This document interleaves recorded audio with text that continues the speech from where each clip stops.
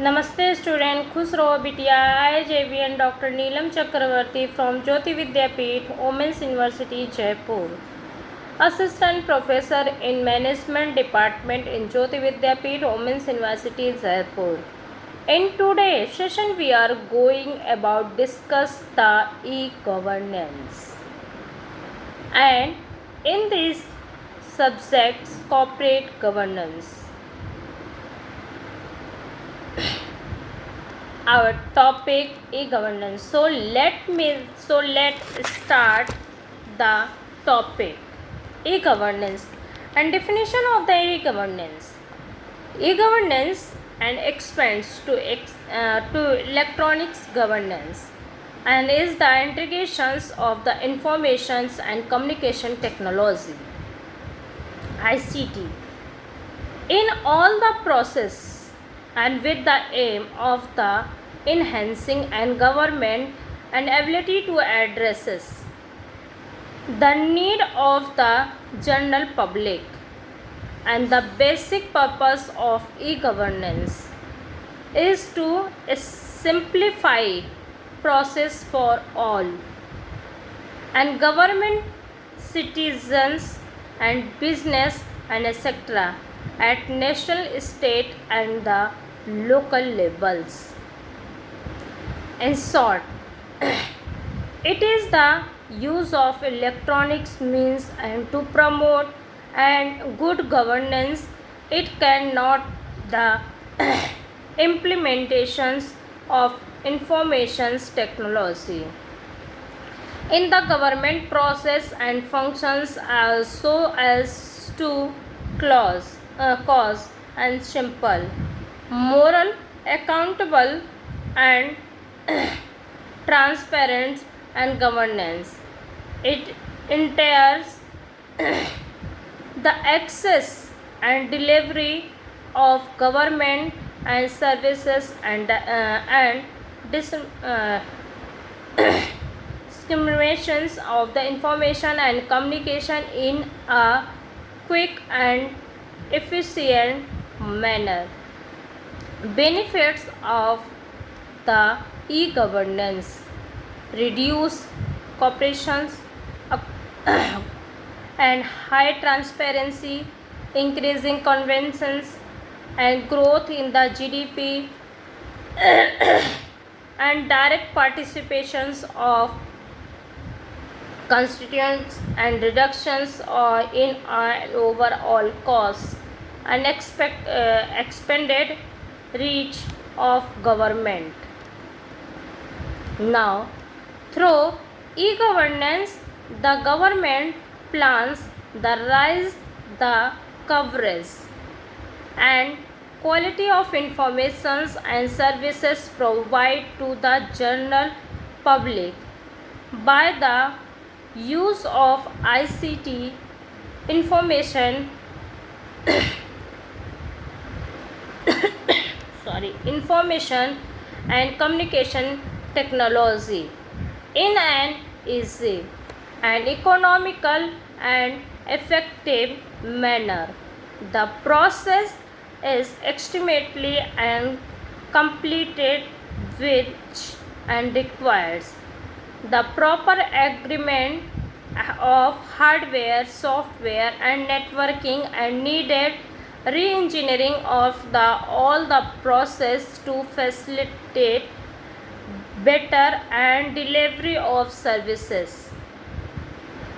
Types of interactions in e-governance. G2G means government to government. Government to government when the exchange of informations and services is within the periphery of the government and is termed as government to government instructions, and this can be both horizontal such that among various government and entities and verticals and between national, state, and local government entities and within different levels of the entity. Now, second one is government to citizen, G2C. The interactions amongst the government and general public is G2C instructions. Here an interface is set up between government and citizens, which enables citizens to get access to to wide and variety of public service. The citizens has the freedom to share their views and grievances on government policies anytime and anywhere. Now third is G2B, government to business. In this case, the e-governance helps the business classes to interact and with the government. Similarly, it aims at estimating rate and saving time, cost, and establish transparency in the business environment while interacting and with the government. Now fourth one is government to employees, G2A. The government of any country and is the biggest employer and so it is also deals with employees on a regular basis as other employers and do. Information communication technology helps in making the interactions and between government and employees fast and efficient along with raising their levels of satisfactions by providing an added on benefit. Now let's discuss the clause 49 of listing agreement. The capability of revise clause 49 of listing agreement. Revise clause 49 of listing agreement, which was come into effect by 1st April 2005, was postponed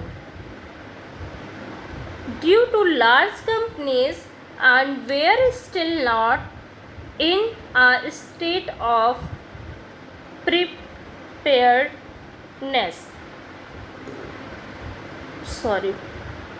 to be fully and compliant with requirement and save extend the date and made it effective from 1st January 2006. Now, compliance of clause 49 of listing agreement.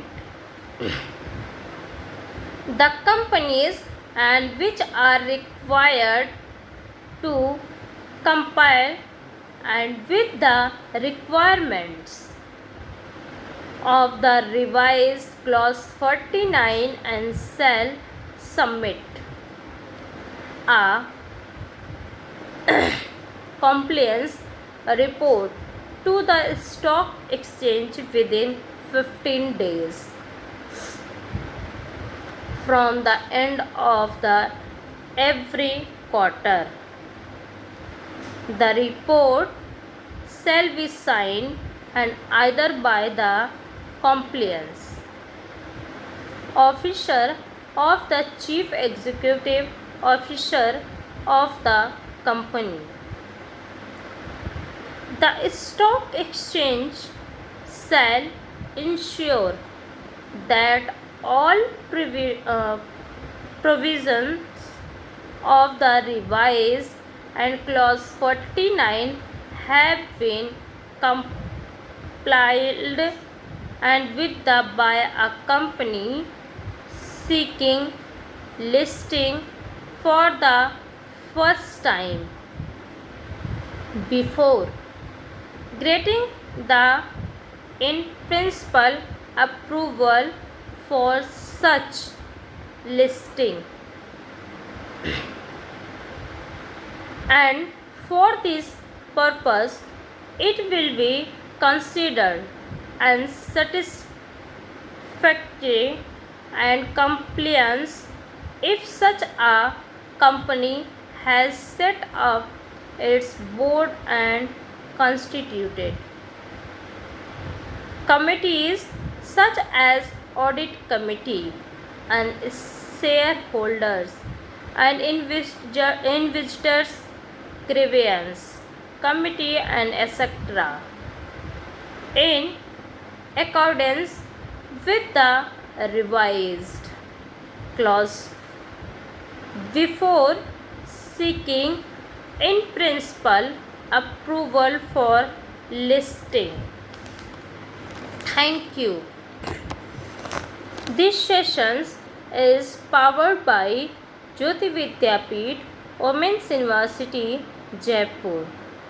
If you have any queries, we will discuss the problem solving.